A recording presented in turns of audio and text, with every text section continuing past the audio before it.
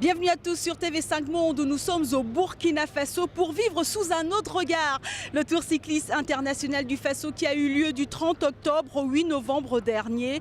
Mais avant de vivre toutes les petites histoires qui ont jalonné ce tour, revenons sur la grande histoire, celle de la naissance du Tour.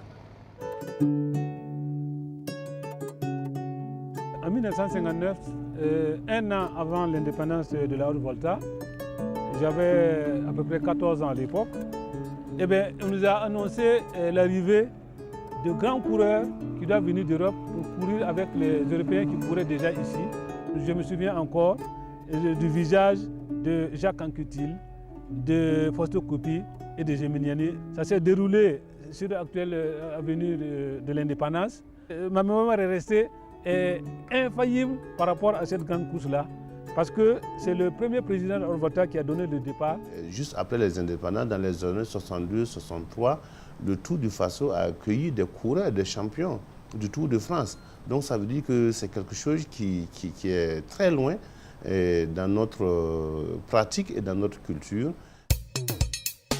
Le nom du Burkina Faso est à jamais lié à un homme, Thomas Sankara, et le Tour du Faso également. Le visionnaire Sankara avait compris l'impact d'un tel événement sportif pour son pays. Et en 87, j'ai pu organiser ce tour parce que c'était sous feu Sankara. Le tour avait lieu le 15 août et il est décédé, ça c'était le tour, il est décédé le 15 octobre 87. C'est Thomas Sankara qui a relancé ce tour dans cette dimension. Il faut dire qu'il y a également la pratique du sport pour tout ce que Sankara a lancé. La relance du Tour du Faso s'inscrit dans cette dynamique-là, dans la recherche du bien-être pour les populations. J'ai compris tout de suite que le Burkina allait être un pays de vélo. Pourquoi? Ça a toujours été le pays des vélos, il n'y en a pas d'autre. J'ai senti quand même assez vite que ça allait devenir le plus grand tour. Il y est, et il reste. Ce n'est pas un événement, c'est une institution nationale. Le tour du Faso appartient aux Burkinabés, non pas seulement aux sportifs, c'est le tour des Burkinabés.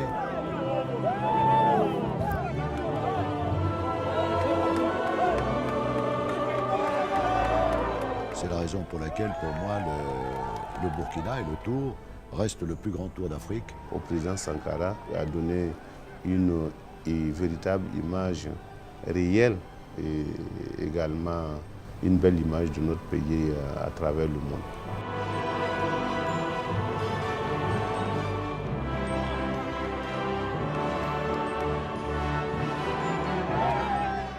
En 2011, cela faisait maintenant 6 ans que les Burkinabés n'avaient pas remporté leur tour.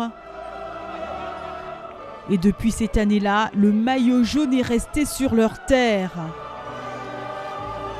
Un maillot jaune qu'il faudra défendre cette année.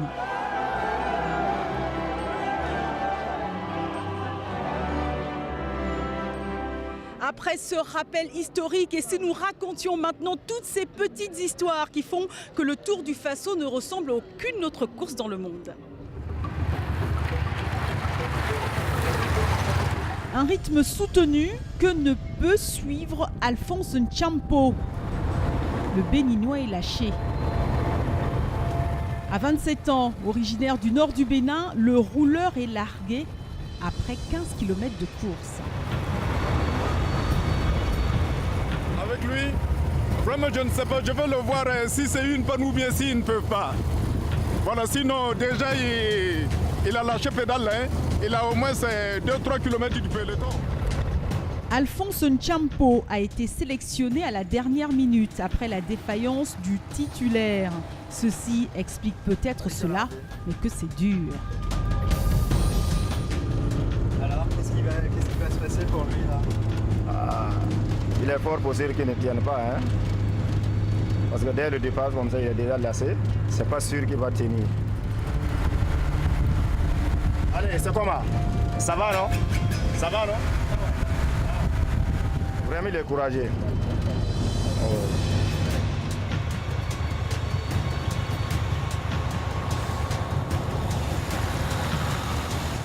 Du courage et des encouragements, il va en falloir à Alphonse Nchampo et les enfants semblent l'avoir compris. Premier,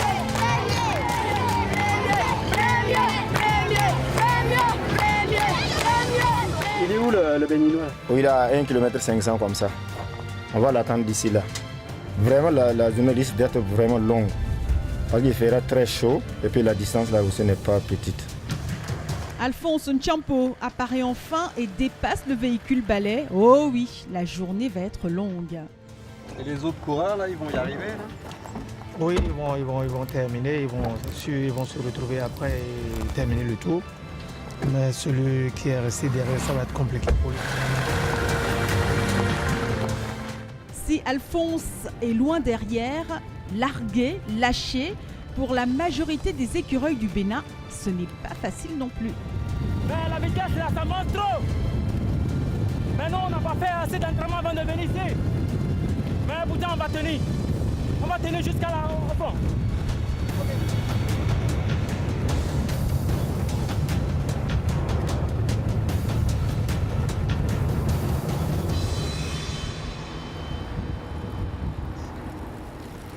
Plus de mal à avancer par contre pour la République démocratique du Congo, Michel Nzouzi peine. Le vélo n'est pas bon. Qu'est-ce qu'il y a? Le vélo. Le vélo? Oui. Waria, ça frotte.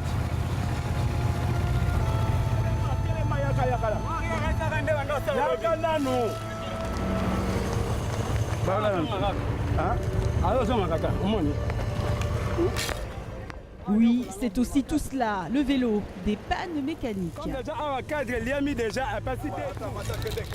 Michel Nzouzi repart tant bien que mal, encouragé par de jeunes supporters.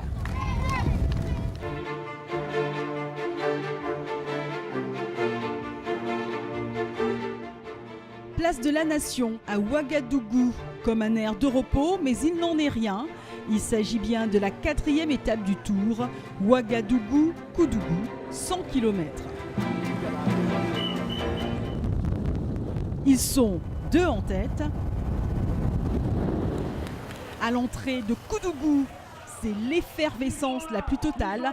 Un Burkinabé joue l'étape au sprint. Qui des 2 hommes va craquer? Surtout pas Salifou Yarbanga qui remporte cette 4e étape. C'est une victoire historique pour le Burkina Faso et pour le cyclisme. Je dédie cette victoire à tous les martyrs de ces derniers mois.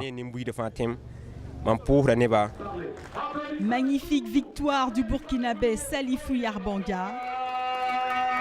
Ce qui fait la magie des soirées du Tour du Faso, ça ne s'explique pas, ça se vit, c'est spontané, ça se fait d'une manière naturelle.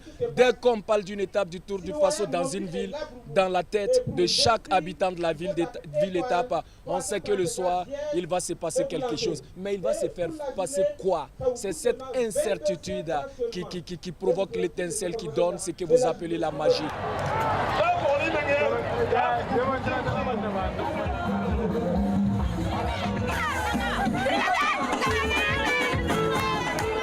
Salami, 3 secondes. Doucement, joli bon. Doucement, joli bon.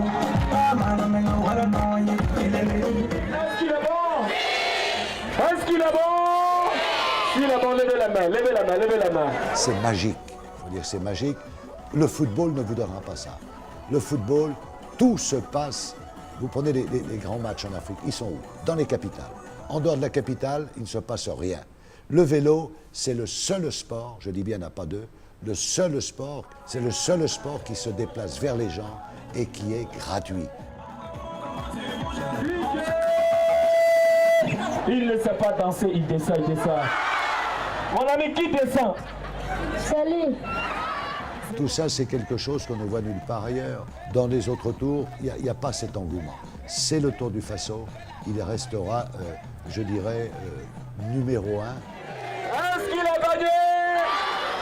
Face à la patronne de l'UNICEF, voici le petit.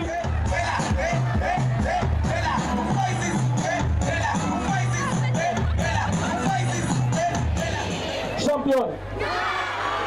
Deuxième. Nous sommes sur le Tour du Faso pour nous rapprocher encore plus de la population, essayer de faire sensibiliser au mariage pour tous, dire aux enfants qu'il faut qu'ils continuent à étudier, que l'éducation est une priorité au Burkina, surtout pour les filles. Je suis belle, très belle, tellement belle que je vous dis ce soir que je ne suis qu'une enfant. Je suis une enfant. Je suis une petite fille. Applaudissements pour Maître Gims. Le podium, c'est tout cela. Danse, chant, jeu, ambiance à gogo autour de cadeaux. Une véritable attraction que la caravane offre le soir dans les villes où elle pose sa valise.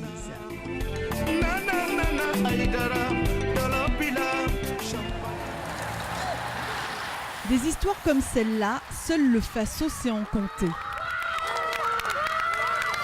Pendant que devant la victoire se jouait, derrière c'était une toute autre histoire, chute de 2 hommes. Le Malien Tidiane Sanogo et le Marocain Mohamed El Rafai. Tandis que le lion de l'Atlas repartait, pour l'aigle du Mali, la suite de la course devenait plus problématique, vélo cassé, et là, drôle d'idée.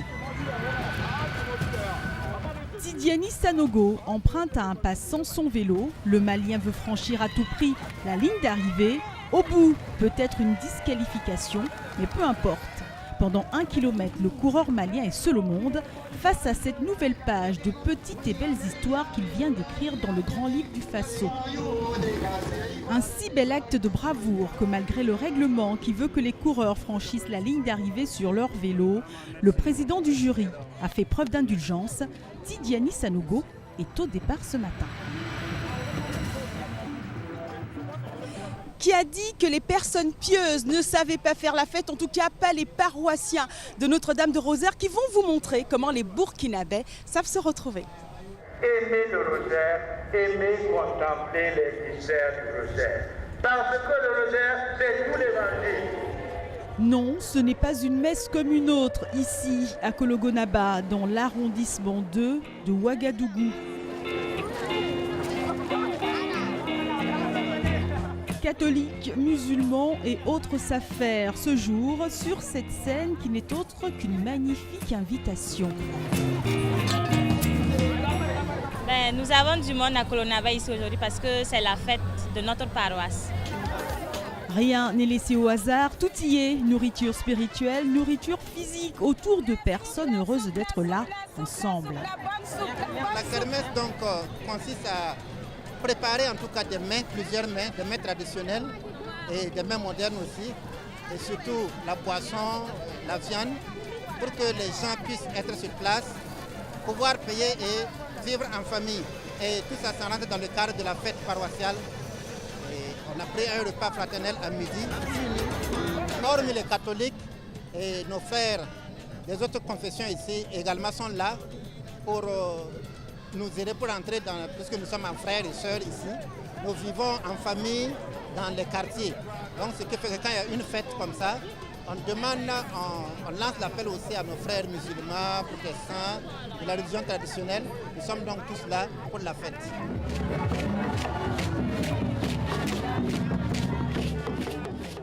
Depuis plus de 30 ans, la paroisse Notre-Dame de Rosaire se donne une journée pour vivre au rythme des danses et des chants. L'ambiance y est, tout le monde est content.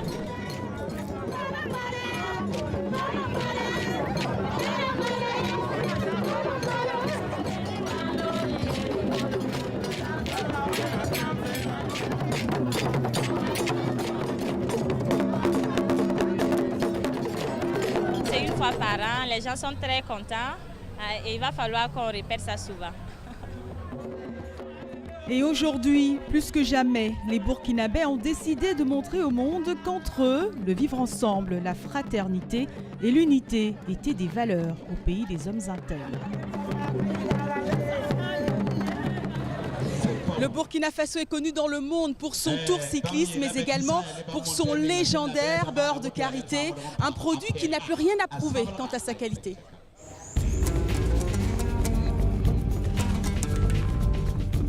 C'est C'est une pratique ancestrale au Burkina Faso, la fabrication du beurre de karité. Une pratique perpétuée par ces femmes intègres.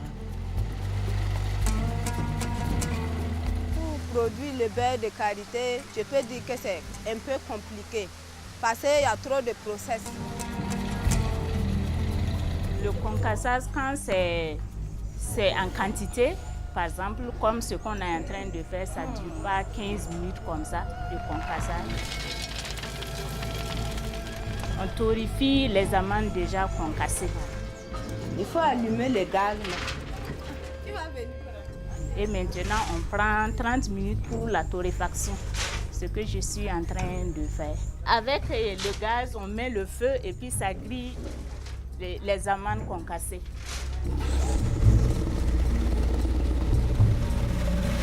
Ça, c'est la pâte d'abord. Voilà. Et c'est avec ça maintenant qu'on va ressortir au dehors et puis mélanger avec l'eau.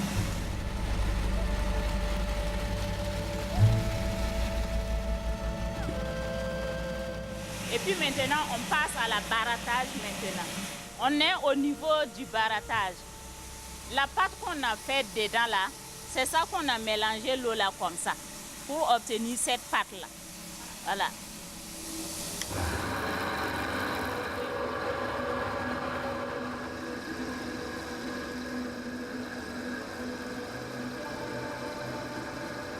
On bat ça pour obtenir la pâte blanche. Après le barattage, on enlève ça de la machine, on met dans les plats là. Et puis on lave à l'eau pour obtenir l'émulsion tout blanc comme ça qu'on va passer à la cuisson. Bon, c'est pas encore beurre de karité. Il faut qu'on passe à la cuisson pour obtenir le beurre là maintenant.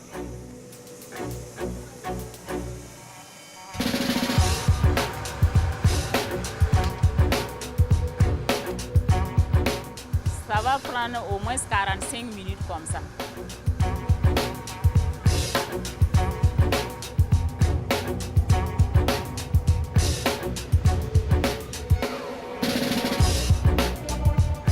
Et ça, c'est le beurre cuit. Beurre qu'on était en train de faire là.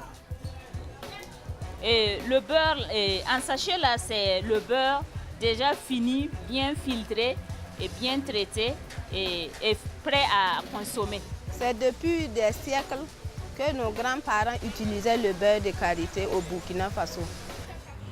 En cette journée internationale de l'écrivain africain, c'est sous l'œil bienveillant de Nazi Boni, considéré comme le premier écrivain de l'ancienne Haute-Volta, que les coureurs attendent le départ de cette avant-dernière étape, Dédougou-Koudougou.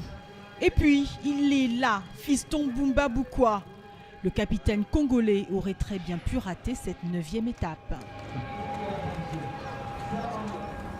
Car hier, son histoire sur la route du Tour aurait pu se terminer dans cette chute collective. Une chute où ont d'ailleurs été touchés quelques coureurs burkinabés.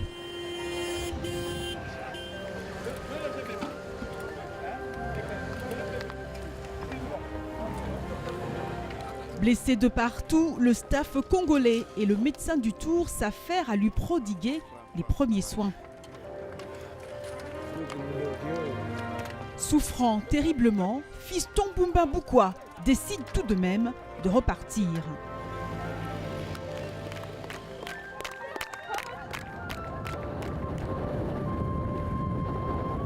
À 25 km de l'arrivée, le courageux capitaine congolais, encensé par les populations sur les bords des routes, ne lâche rien. Hors de question de laisser ses coéquipiers terminer le tour sans lui. Alors que certains auraient peut-être laissé tomber, Fiston Bumba Bukwa a très vite retiré cette option de son esprit.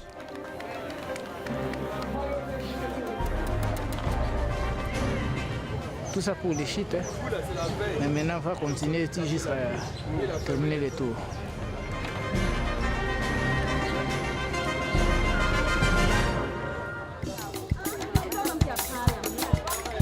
Elles sont venues de tous les coins du Burkina Faso pour partager leur quotidien le temps d'un instant particulier. Enfants sur le dos, panier de fruits ou de légumes sur la tête. Sur leur vélo, les femmes burkinabè véhiculent des valeurs de courage et de témérité. Vêtue d'habits traditionnels, le Tour avait fait place à la magnificence de cette femme intègre qui parcourt tous les jours des kilomètres sur son vélo pour gérer son quotidien.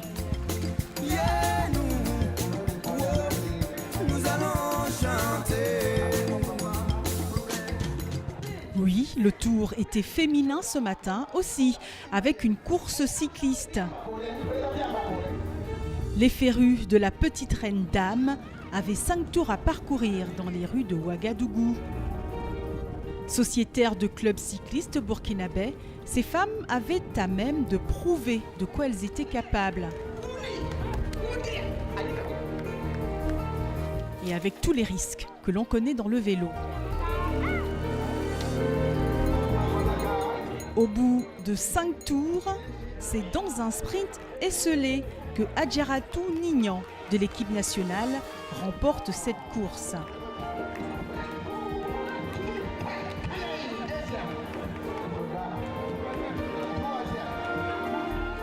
Tout un symbole. C'est très important pour nous les femmes de montrer nos valeurs au niveau du sport. Très impeccable. Félicitée par le ministre des Sports et des Loisirs, David Cabré, cette reine du Faso empoche un chèque de 100 000 francs CFA et un vélo.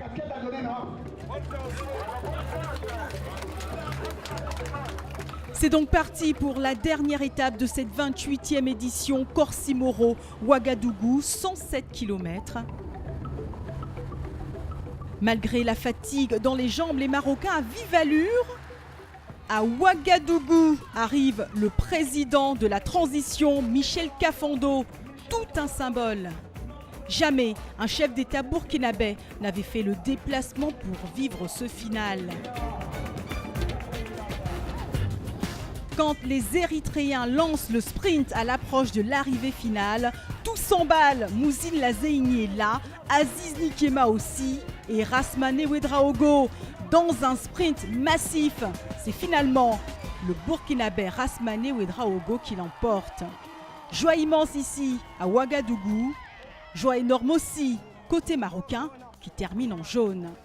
Et jour de gloire aussi pour le Burkina Faso avec cette extraordinaire effervescence autour de Rasmane Ouedraogo, le vainqueur de l'étape finale, porté en triomphe.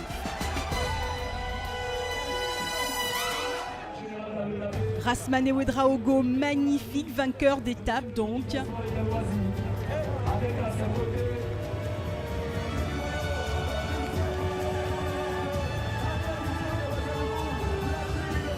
Avec le magnifique sourire du vainqueur Mouzine Lazeini. Et comment ne pas souhaiter au peuple burkinabè que du bonheur pour la suite.